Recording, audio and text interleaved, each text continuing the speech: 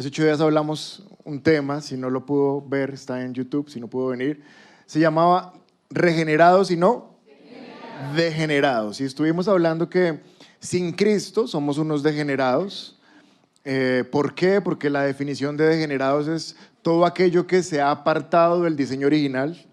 Y el diseño original de Dios para nuestras vidas es que fuéramos hijos, que fuéramos santos, que fuéramos sinceros. Pero después del pecado de Adán, pues nos hemos degenerado mucho.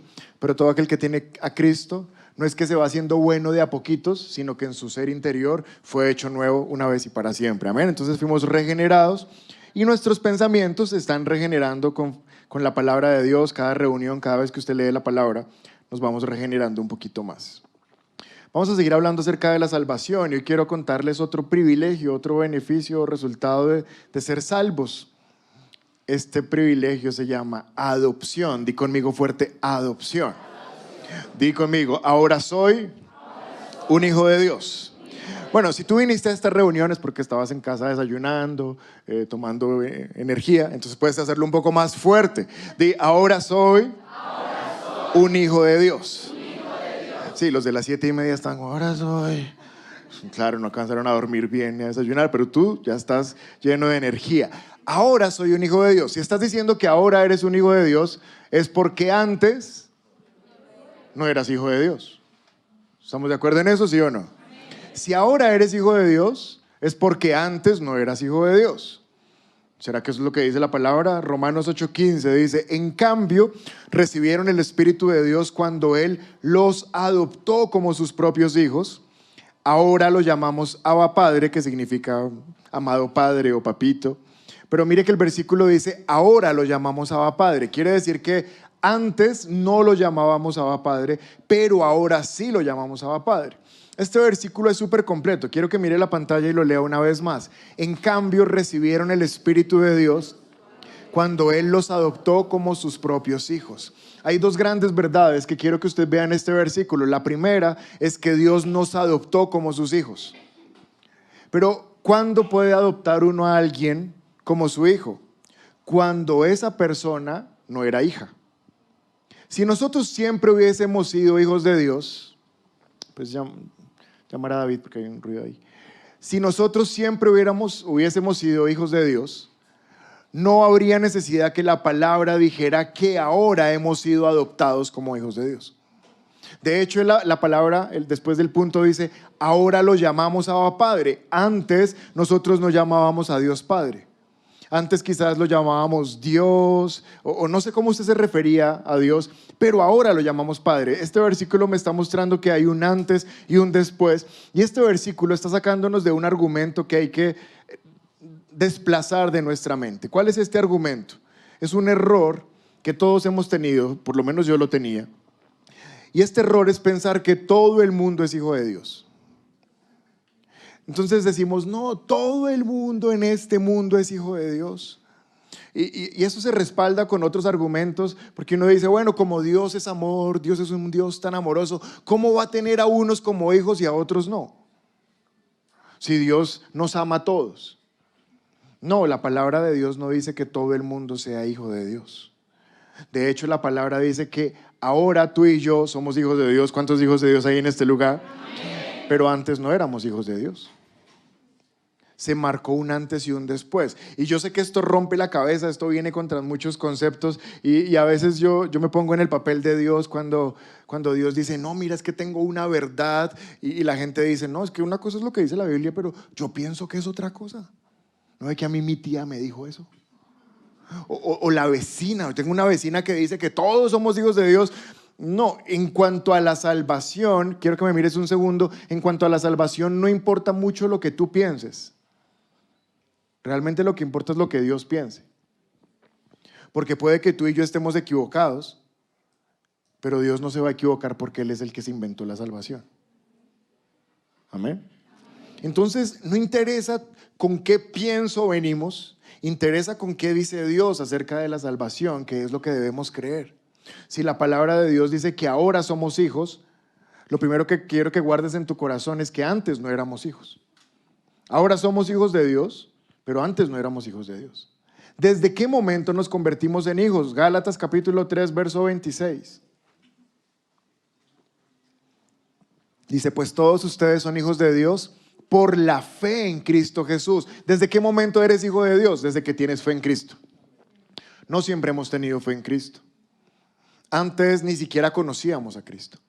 Pero ahora todo aquel que ha dicho, Señor, te recibo como mi Señor y suficiente Salvador, ven a mi vida, rescátame, sálvame. Desde ese momento entras a la familia de Dios y te conviertes en hijo de Dios. Pero antes de recibir a Cristo, no. Entonces me surge otra pregunta. Si ahora somos hijos de Dios y antes no éramos hijos de Dios, entonces ¿qué éramos? Criaturas de Dios. Eso es súper tierno. Y es verdad, no estoy diciendo que no sea verdad, es verdad, éramos criaturas de Dios, pero en cuanto a ser hijos, si ahora somos hijos de Dios y antes no éramos hijos de Dios, quiere decir que antes éramos hijos del diablo. Aquí es donde me gusta ver unas caras como, ¿qué está diciendo? Dile a tu vecino, tú eras hijo del diablo. Pero ¿y por qué con temor? Díselo, tú eras un hijo del diablo. ¿Será que eso es lo que dice la palabra de Dios o yo estoy hablando aquí puras locuras? Si estás tomando apuntes, quiero que pongas como título, hijos de Dios o hijos del diablo. Mateo capítulo 13, verso 36. Jesús está a punto de explicarles una parábola que se llama la parábola de la cizaña. Di conmigo, la cizaña.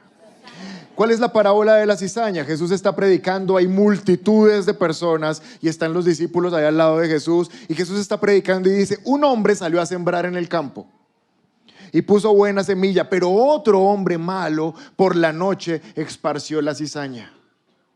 De manera que cuando empezaron a crecer, crecía la buena semilla, pero crecía la cizaña. Y los que recogen las cosechas dijeron, ay Señor, le dijeron al dueño de la finca, está creciendo la cizaña junto con la buena semilla. ¿Qué hacemos?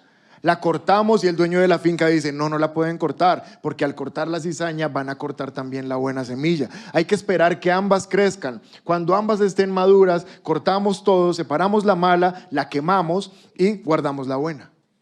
Jesús predica la parábola, todo el mundo se va y los discípulos se le acercan en privado y le dicen, maestro, no entendimos nada. ¿Será que nos la puedes explicar? ¿Se ha visto gente que usted le está hablando y están como... Al final, ¿no entendió nada? Así.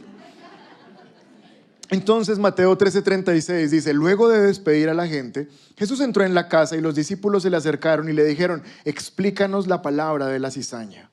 Este es el momento donde usted debe reforzar su atención, porque es buenísimo lo que le voy a explicar. Jesús les dijo, el que siembra la buena semilla es el Hijo del Hombre, o sea, Cristo. El que salió a sembrar es Cristo. ¿Qué es lo que está sembrando Cristo? La buena semilla. ¿Cuál es la buena semilla? El Evangelio, la palabra de Dios. Cristo la está sembrando. ¿Cómo la está sembrando? A través de las iglesias, a través de los pastores, a través de todos ustedes que le comparten la palabra a alguien. Cristo está sembrando. ¿Vamos bien hasta ahí? Verso 38. El campo donde siembra la semilla, ¿cuál es? El mundo. Este mundo es el campo donde se está sembrando la semilla. La buena semilla son los hijos del reino. O sea, cada vez que la semilla pega en el piso y brota un arbolito, esa buena semilla son ustedes que han escuchado la palabra de Dios. Pero la cizaña, ¿quiénes son? ¿Quiénes son, iglesia? Vamos, dilo con ánimo, ¿quiénes son? O sea que Cristo les está enseñando. Hay unos que se llaman los hijos del reino, los hijos de Dios, pero hay otros que son hijos del maligno. O sea que todos no son hijos de Dios. Hay unos que son hijos del maligno. Sigamos leyendo, verso 39. El enemigo que siembra la cizaña es el diablo. La cosecha es el fin del mundo. Y los segadores son los ángeles. Pues así explicadito, punto por punto, todos entendemos, ¿no? Verso 40. Y así como se arranca la cizaña y se quema en el fuego, así también será en el fin del mundo. 41. el Hijo del Hombre enviará a los ángeles y ellos recogerán de su reino a todos los que sirven de tropiezo y hacen lo malo, es decir, a los hijos del diablo. Y los echarán en el horno de fuego y allí habrá llanto y rechinar de dientes. Verso 43. Entonces en el reino de su Padre los justos resplandecerán como el sol. El que tenga oídos, que oiga. Eso está hablando acerca de ustedes. Dos tipos de personas está hablando Cristo. Es Cristo el que lo está diciendo.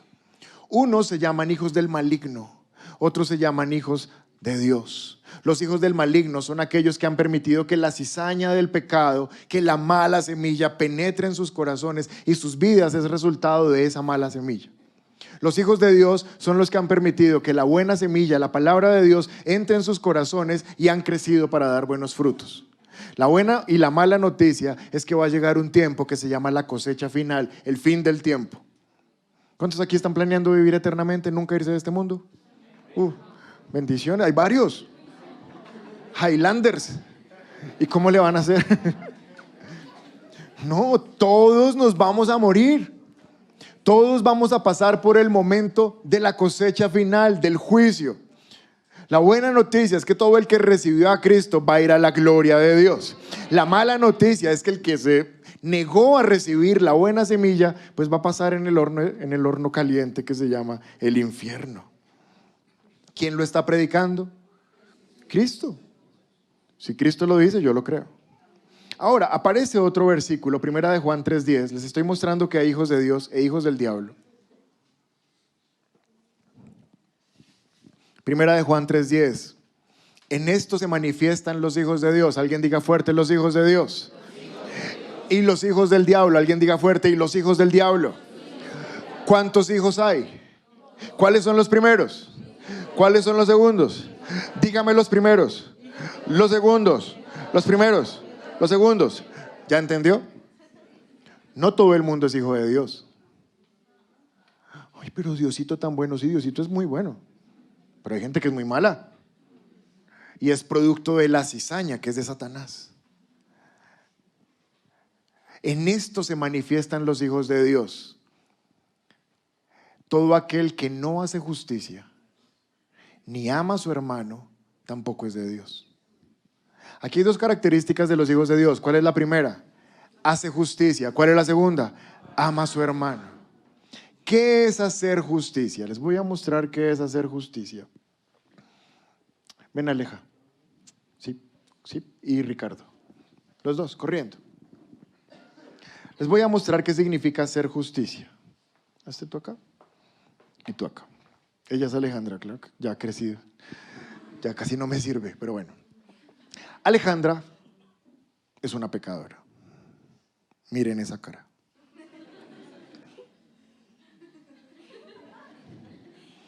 Ella ha pecado. Yo soy Dios, porque estoy predicando. Entonces, tengo el control. Alejandra se quiere presentar delante de mi presencia para pedirme algo que necesita. Pero por causa de que ella es pecadora, no puede entrar a mi presencia. Porque la palabra de Dios dice que la paga del pecado, ¿cuál es? Así que si ella se presenta delante de mí con su pecado, yo con mi santidad, porque soy Dios santo, santo, santo, no tolero el pecado y ella caería muerta. Es lo que pasaba en el Antiguo Testamento. Cuando el sacerdote se presentaba en el lugar santísimo, tenía que entrar y hacer una nube espesa con incienso. Tanto que el lugar quedaba, no se podía ni traspasar del incienso, para que la presencia de Dios no viera al sacerdote y el sacerdote cayera muerto. Para eso era el incienso. Hoy todavía se echa incienso y no se sabe ni para qué se echa incienso. Pues es para eso. Era porque el sacerdote necesitaba poner una separación para que Dios no lo consumiera por causa de su pecado. Nadie se puede presentar delante de Dios con su pecado y seguir bien, va a morir. Pero ahora dice que todo aquel que es hijo de Dios es justo. ¿Por qué es justo? Porque apareció Cristo. Él es Cristo. Saluda a Cristo. Ahora Cristo, Aleja, mírame a mí, y Cristo se va a poner, mirándome a mí también, entre Alejandra y yo. Ponte en la mitad. No, quietos. Ponte aquí y mírame a mí. Mírame a mí. Voltéate. Eso. Él es un gran Cristo. Ahora, Cuando Dios va a mirar a Alejandra, ya no la ve. ¿A quién ve? A Cristo. Porque Cristo es el único camino que va al Padre. Ahora, cada vez que Alejandra va a orar, ora Alejandra. No, tú me mírame a mí. Escuchen, Alejandra va a orar, ora. Ella está orando, si usted no crea, ella está orando. Cada vez que ella ora, como Cristo está en el medio, Dios la mira y dice, ay, tan linda, o sea, es tan buena, es tan justa, es tan perfecta, porque Dios no nos está viendo a nosotros, está viendo a Cristo, que es nuestra justicia. ¿Me comprende? O sea que nosotros ya no nos presentamos ahora delante de nuestro Padre como pecadores, sino como justos, porque hay alguien que nos representa, que se llama Cristo. ¿Es claro? Ahora voy a quitar a Cristo de la ecuación. ¿Qué podría hacer Alejandra para que Dios el Padre la aceptara si Cristo no estuviera? Nada. Pero Diosito, te hago una novena de 9 días, ni con 10.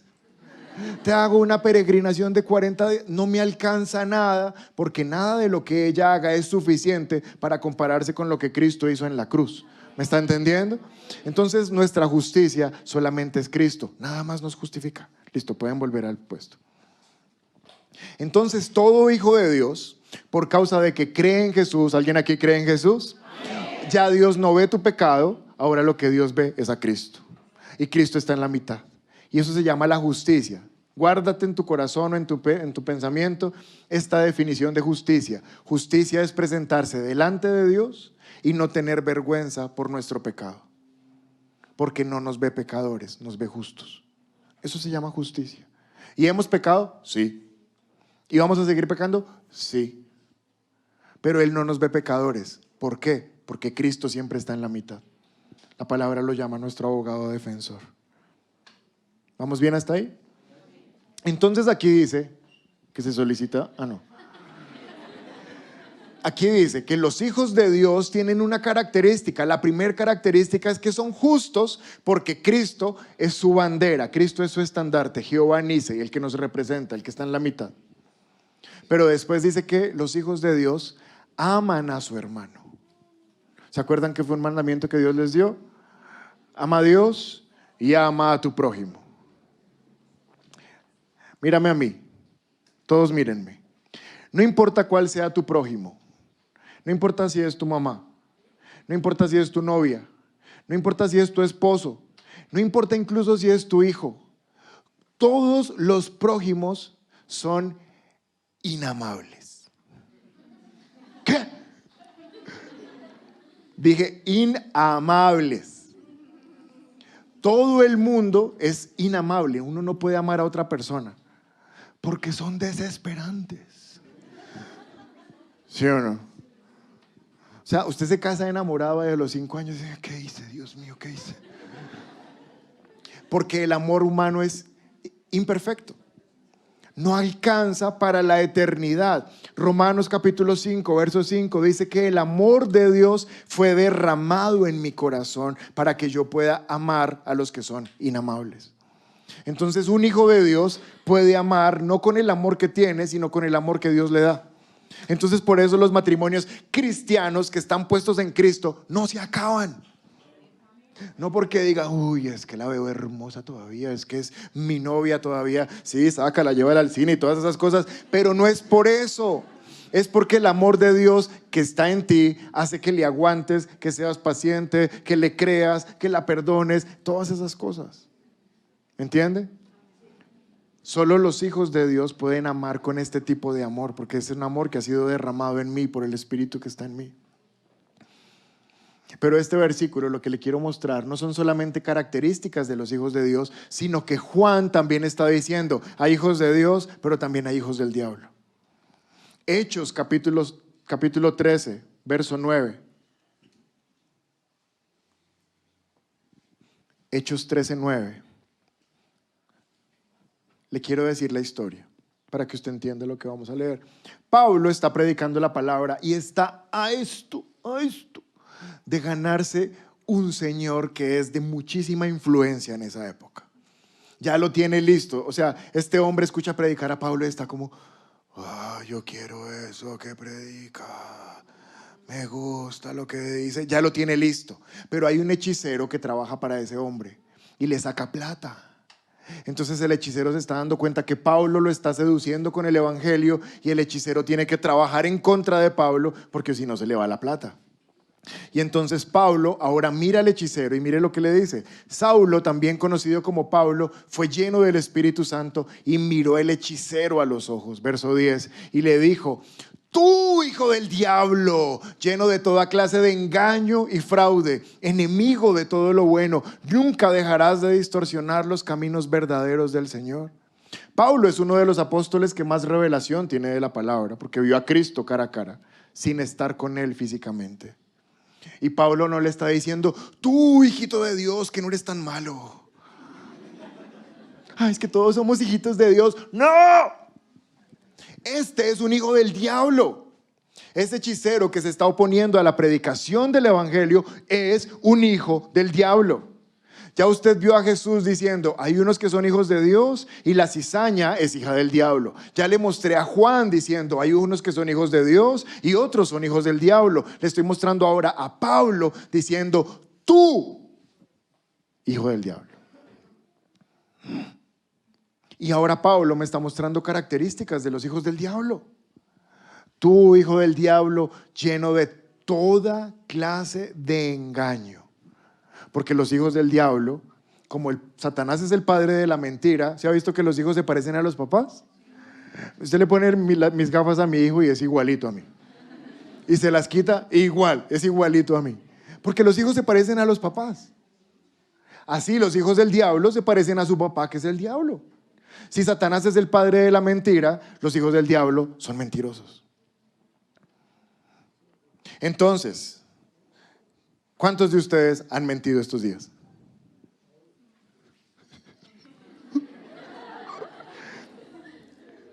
¿Son hijos del diablo? No. Somos hijos de Dios que mentimos. Pero usted ya no es hijo del diablo. Usted es un hijo de Dios, escuche con atención, que todavía no ha entendido los beneficios de decir la verdad. Pero sigue siendo un hijo de Dios. Esta semana pasó algo muy curioso y se lo voy a mostrar para que entienda lo que le quiero decir. Llego a mi casa y mi esposa se ha esmerado y ha hecho su mayor esfuerzo por hacer algo novedoso e hizo coliflor. Entonces mi hijo mira el coliflor y le dice: mamá, ¿qué es eso? Nunca he comido coliflor. Y ella le dice: son arbolitos. Y él le dice: mentira, los árboles son verdes. Yo no me voy a comer eso. Y no se los come. Y yo: hijo, cómete eso te va a ayudar. Y él me dice: papá, ¿por qué tú no comes? Y yo: pues porque... Bueno, sigamos. Él no deja de ser hijo por no comerse el coliflor, ¿o sí? Sigue siendo hijo. Solamente que no ha entendido los enormes beneficios. ¿Ustedes por qué se ríen? Minerales, vitaminas. Bueno, mi hermana es nutricionista, ella es la que sabe, yo no sé, qué tiene el coliflor. Él no lo ha entendido. Pero el hecho de que no se lo coma no significa que dejó de ser nuestro hijo. Lo seguimos amando porque es nuestro hijo. Dios te ama así mientas. Pero en la medida que tú conoces más la palabra, cada vez vas a entender que cuando mientas te van a pillar.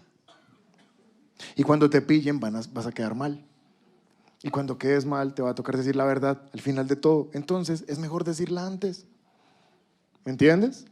Pero los hijos del diablo se caracterizan por el engaño. Pero ¿cuál es el engaño? No es que ellos dicen mentiritas amarillas y tú las dices rosaditas. ¿Cuál es el engaño que caracteriza al hijo del diablo? El engaño de creer que Cristo no es necesario.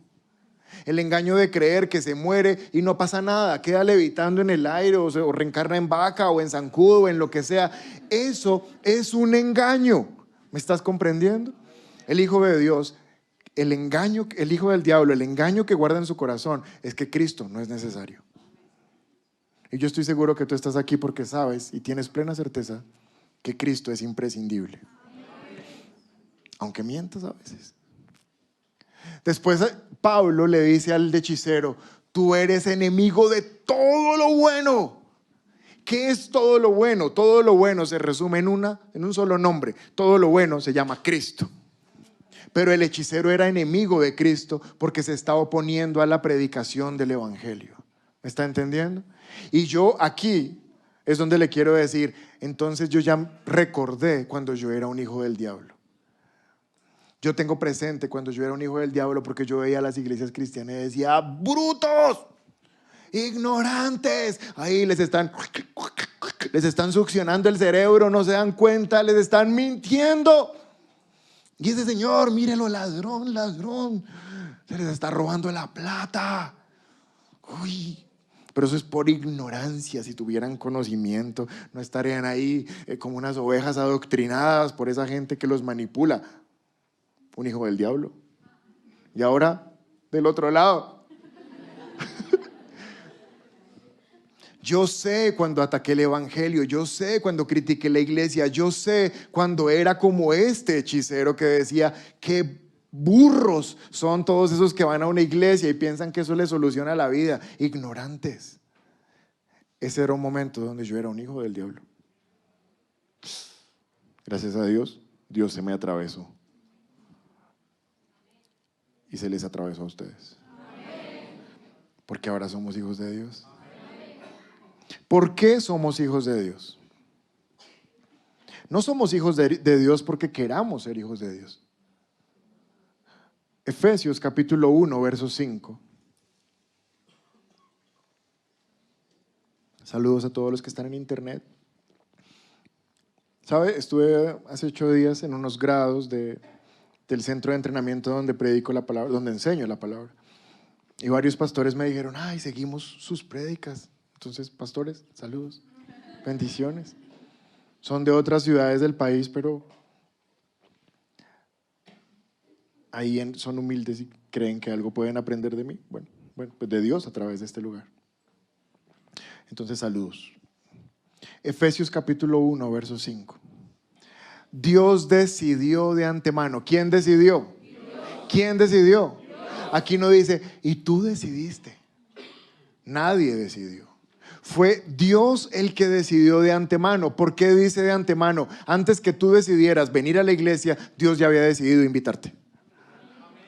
Antes de que tú esta mañana te estuvieras vistiendo y estuvieras pensando venir, Dios ya había planeado que en este día iba a tener una palabra para edificar tu vida. Así que fue Dios el que decidió de antemano. ¿Hacer qué? Adoptarnos como miembros de su familia. Si Él nos adoptó como miembros de su familia, sí o sí, antes no éramos miembros de su familia. Éramos miembros de otra familia. ¿Y cómo lo hizo? Al acercarnos a sí mismo por medio de quién. Solo podemos ser de la familia de Dios a través de Jesús. Primera de Juan 5:1. Miren este versículo. Y todo el que cree que Jesús es el Cristo ha llegado a ser un hijo de Dios. Todo el que cree que Jesús es el Cristo ha llegado a ser un hijo de Dios. ¿Tenemos claro que hay 2 tipos de hijos en este mundo? Hijos de Dios, hijos del diablo. Número 2, ¿tenemos claro que antes de recibir a Cristo éramos hijos del diablo? ¿Sí o no? ¿Tienes claro que ahora eres un hijo de Dios? Número 3, ¿tienes claro que aún queda por fuera mucha gente que todavía es hija del diablo? Sí, porque Satanás no ha dejado de sembrar cizaña. Él todavía está esparciendo cizaña. Cizaña. Él todavía está sembrando pecado en el mundo. Pero la buena noticia es que todavía está la iglesia para seguir sembrando la buena semilla. Gloria a Dios.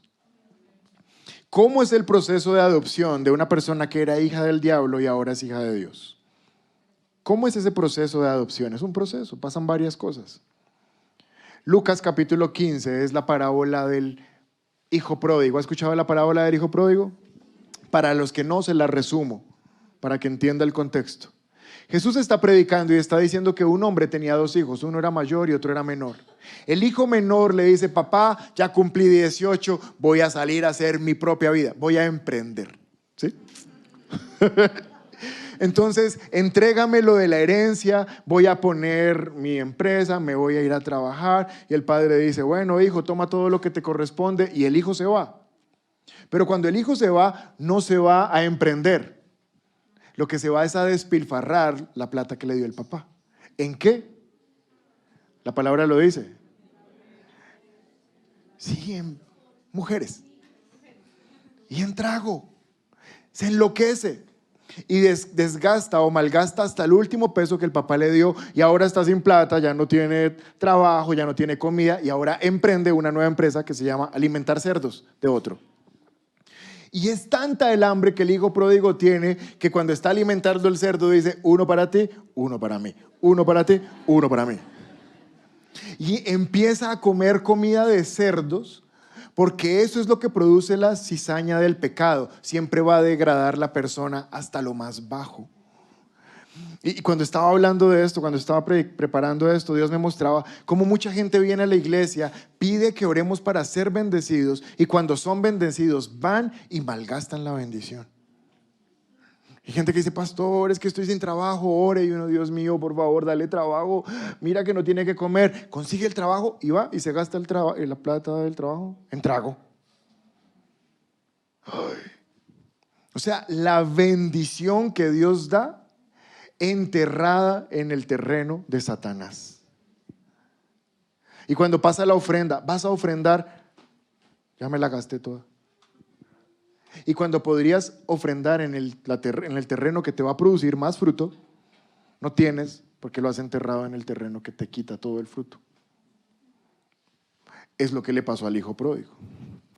Hasta que el día llegó cuando el hijo pródigo se cansó de comer comida de marrano. Y hace un rato en la otra reunión yo me imaginaba esa escena, el hijo pródigo rodeado de marranos, comiendo como marranos, oliendo a marrano. Pues claro, si vivía con los cerdos debió oler a cerdo. Y mira el otro marrano y ¡uy! O sea, como que ahora empieza a comunicarse con los marranos.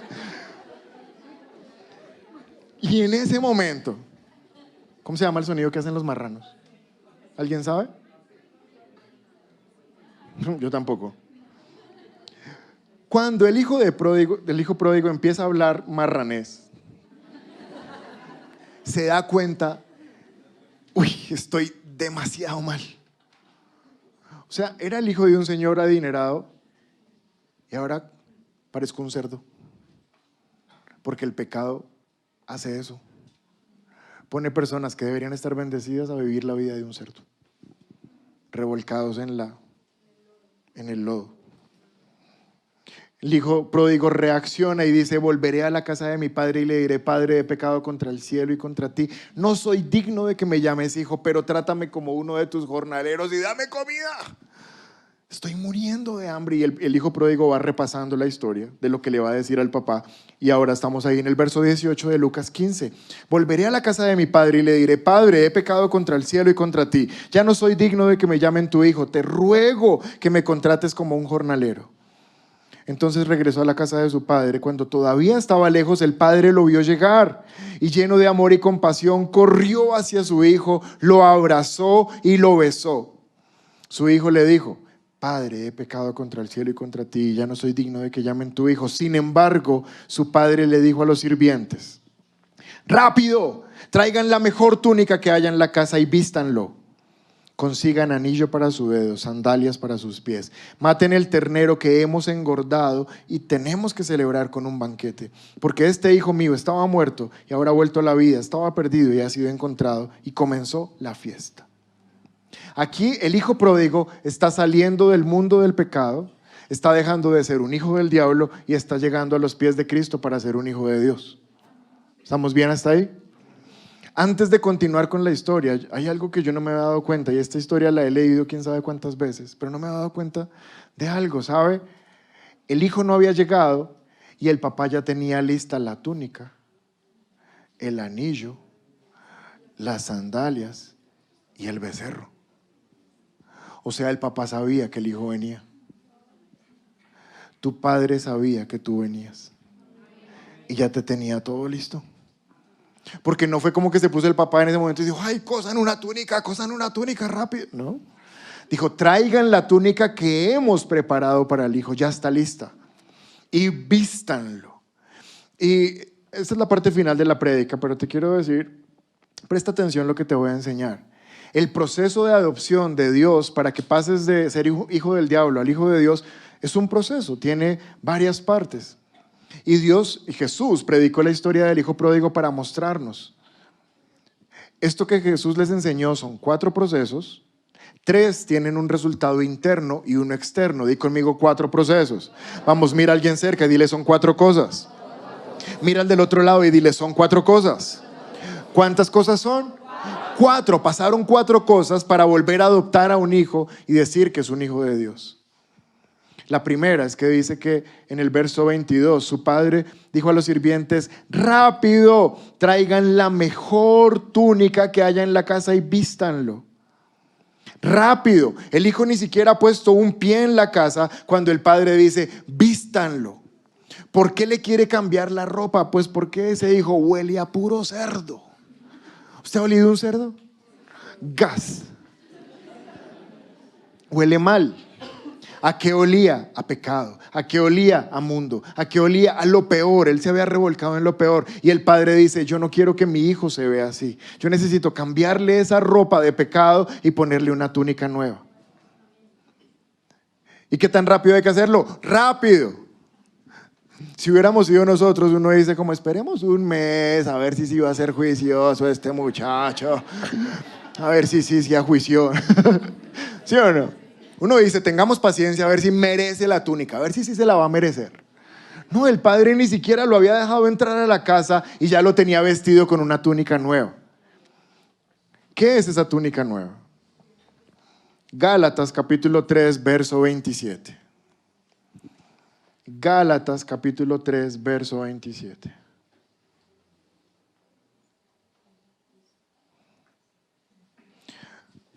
Y a todos los que fueron unidos a Cristo en el bautismo. ¿Cuál bautismo? Cuando recibimos a Cristo como nuestro Salvador. Se han puesto a Cristo como si se pusieran ropa nueva. ¿Cuál es la ropa nueva? ¿Cuál es la túnica nueva de la cual revistió el Padre al Hijo apenas lo vio llegar? La túnica nueva se llama Cristo. O sea, le quitó la vida de pecado y lo vistió de la misma manera como está vestido Cristo. ¿Sabe? Lo primero que ocurre cuando una persona vuelve al Padre y le dice, Padre, adóptame, es que el Padre lo reviste de Cristo. Eso se llama, lo justifica. O lo hace la justicia de Dios. Ahora lo ve y dice, este es mi hijo. Todos ustedes están vestidos de Cristo. No vaya a orar como, papá, es que yo soy una porquería. Es que sí, tú sabes que yo soy lo peor y he hecho esto 1000 veces, pero cuando vayas a orar, entra y dile, Señor, soy la justicia de Cristo. Soy tu hijo y fallé, pero estoy revestido de Cristo. Pablo lo entendió también, que él dijo, en Cristo vivimos, nos movemos y existimos. Estamos completamente revestidos de Cristo. Eso nos justifica, esa es la justicia de Dios. Y miren lo que dice Tito 3:7. Este versículo quiero que lo lea conmigo a la voz de 3. 1, 2, 3. Por su gracia.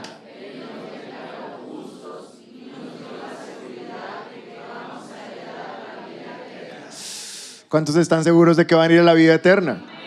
¿Por qué? Por su gracia nos revistió de Cristo y ahora somos declarados justos. Pero ¿cuál fue la segunda cosa que hizo el Padre? Le puso la túnica, que es Cristo. ¿Y qué hizo después? Verso 22. Rápido, traigan la mejor túnica que hay en la casa y vístanlo. Rápido. Me gusta mucho eso. Rápido, rápido. No den espera. Señor, ¿será que me hago 40 días de oración? No, rápido. Cuando tú dices, Señor, eres mi Salvador, ya eres hijo de Dios. Rápido. No tienes que hacer nada, solamente creer en Cristo. Y ahí mismo eres hijo de Dios. Es rápido. Pero después dijo, consíganle un anillo para su dedo. El anillo es un símbolo de pertenencia. Si usted ve mi anillo, Usted dice, lástima, ya está casado. Y me pasó hace como unos 6 meses o 8 meses, yo tenía mi argolla, la original, vuelta a nada, o sea, toda raspada, toda fea. Y me parecía que como que estaba ya muy como adelgazada. Entonces fui donde el señor que me la hizo. Le dije, venga, ¿será que me la puede como reforzar? Que quede un poquito más gruesita, está como toda debilucha. Y me dijo, es bobada que la desbaratemos para hacer otra argolla. Más bien, entre las que hay acá, mídase una, a ver si es su talla, y ya, se lleva una nueva y me deja la otra. Y yo, bueno, chévere. Entonces me dio una que estaba como más fuerte, un poquito más gruesa. Y me dijo, se la marco. Y yo, no me la marca y verá. Con ese ojo así negro. Entonces llegué a la casa todo contento, así estrenando mi argolla así brillantica. Le digo a mi esposa, mírame, me cambiaron por una que estaba mejor. Me dice, ¿qué? Quítese ese argolla. Empiezo a mirarla. Sí, está bien. Cuando vio el nombre de ella en la argolla, dijo, esta es, bien. ¿Por qué? Porque si usted me quita la argolla y mira, pues aquí está el nombre de mi esposa y cuando me casé. O sea que esta argolla es signo de que yo le pertenezco y la de ella es signo de que ella me pertenece, porque somos uno solo, ¿me entiende? ¿Qué está pasando? Cuando el padre le pone anillo al hijo, está diciendo, este es mi hijo. Es un sello. Nosotros fuimos sellados como hijos de Dios. Efesios capítulo 1, verso 13 dice, y ahora, ustedes los gentiles significa que no somos de los judíos, también han oído la verdad, la buena noticia de que Dios los salva. Y cuando creyeron en Cristo, Dios los identificó como suyos al darles el Espíritu Santo, el cual había prometido tiempo atrás. Si tú eres hijo de Dios, número 1, estás cubierto con una túnica nueva que se llama la justicia de Dios. Pero ahora pasó algo más, y es que en tu corazón vino el Espíritu Santo y te selló como hijo. ¿Me están entendiendo? Por eso es que ahora tú escuchas esa voz que te dice, alaba a Dios. Esa voz interior que te dice, ora. Esa voz que te dice, ve a la iglesia. Esa voz que te dice, no peques. Es porque estás sellado con el Espíritu Santo que está ahí en tu interior. Si escuchas esa voz, buena noticia, eres un hijo de Dios. Si no escuchas esa voz, hoy vas a ser un hijo de Dios. Pero número 3, ¿cuál fue la tercera cosa que hizo el Padre? Lo calzó, ¿verdad? Verso, creo que es el mismo, 22. Consigan un anillo para su dedo y sandalias para sus pies. El hijo pródigo probablemente venía descalzo. ¿Por qué? Seguro le tocó empeñar hasta las sandalias para comer. Y esos pies venían oliendo, a marrano. Al popó del marrano. Porque él era el que cuidaba a los marranos, o sea, se la pasaba ahí entre la suciedad de los cerdos. Y el papá mira esos pies y como todo buen papá dice, a mi casa no me entra con esos pies así. ¿Sí o no? Pónganle calzado. ¿Qué significa estar descalzo y qué significa recibir calzado? Estar descalzo significa que la planta del pie está en contacto con la suciedad del piso. Estar sin calzado significa que estamos en contacto con el pecado y la inmundicia de este mundo. Por eso lo primero que hace el Padre es decirnos, pónganle calzado, porque a partir de ahora, este que es hijo mío ya no puede caminar de la misma manera que caminaba antes. Antes caminaba en completo contacto con el pecado de este mundo, ahora hay una separación. La suela de la sandalia creó una separación. ¿Sabe cómo se llama eso? Santidad. Porque la palabra santidad significa estar apartado o separado de. Entonces lo tercero que hace el Padre es poner en nosotros santidad y nos hace santos. Ahora ya no caminamos como camina todo el mundo. Ahora, aunque el mundo se revuelque entre el lodo, nosotros tenemos una suela, una sandalia que nos protege para no parecernos a cuando éramos hijos del diablo. ¿Vamos bien hasta ahí? Pero miren lo que dice, ya estoy terminando, son 4 cosas y voy en la tercera. Miren esto, Efesios 6:15. Efesios 6:15, miren las pantallas por favor. Y con los pies calzados con la disposición de predicar el evangelio de la paz. Este es un calzado. ¿Cuál es ese calzado? La disposición para predicar el evangelio de la paz. Cuando alguien ha tenido un cambio, un proceso fuerte y ahora es una nueva persona, se lo quiere contar a todo el mundo. ¿Sí o no? Y yo esta mañana estaba orando por nuestra iglesia y yo recordaba esta mañana cuando éramos como 15 o 30 personas. Y yo decía, es impresionante, hoy están de pie y está repleta la iglesia y hay gente por internet. Y sabe, escuche lo que Dios me decía. Ustedes fueron decenas, ahora son centenas, o sea, son cienes, pero el otro año serán miles. ¿Cuántos creen que el otro año vamos a ser miles? Y yo le decía, Señor, ¿y cómo lo vas a hacer? Y Él me decía, cada persona que viene, solo con que traiga a uno, ya seremos miles.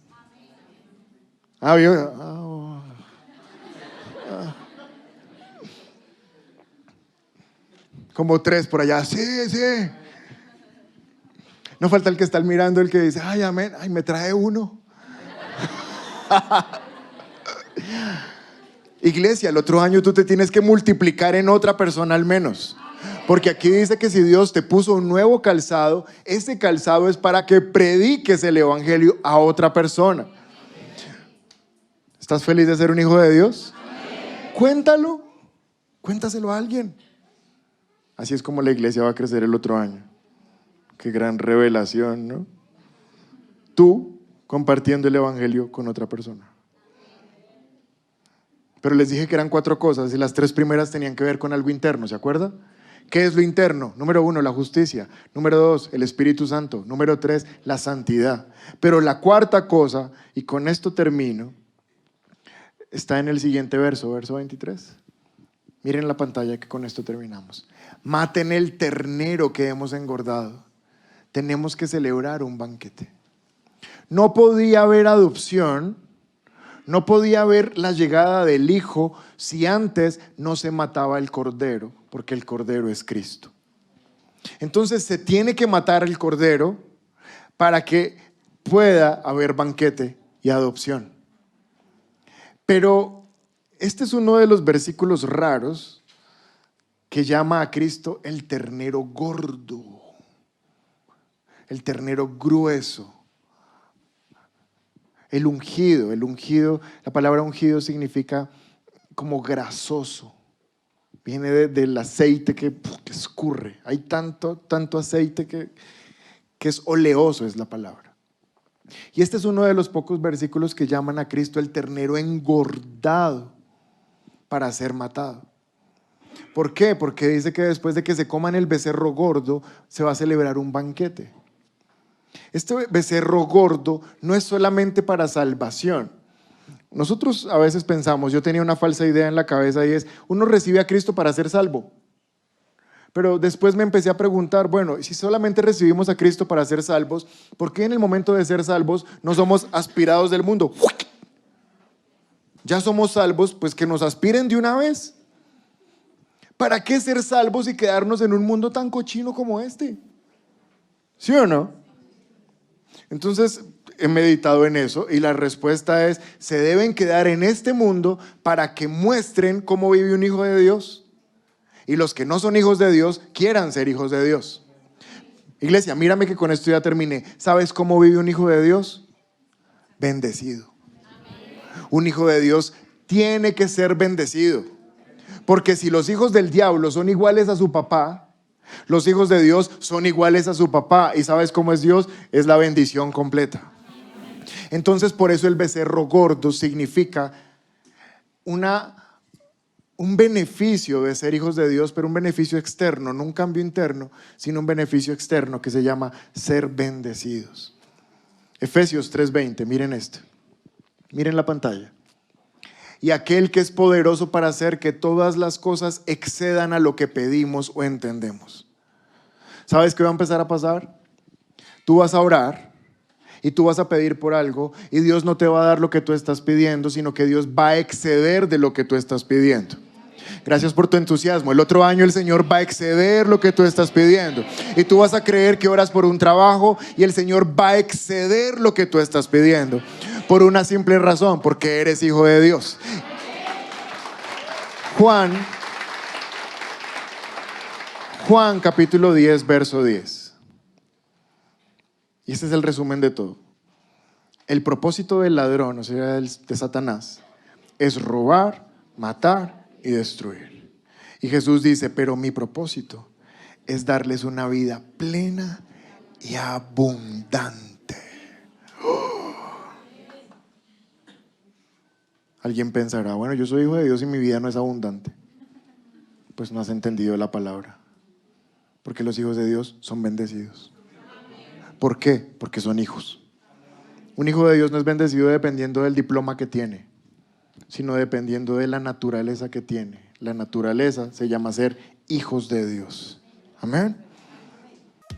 Si te gustó este video, aquí puedes encontrar el contenido más reciente, algo especial para ti y el recomendado del mes. Recuerda suscribirte, activar las notificaciones y seguirnos en todas nuestras redes sociales. Somos un lugar cerca de ti y trabajamos por una nueva generación.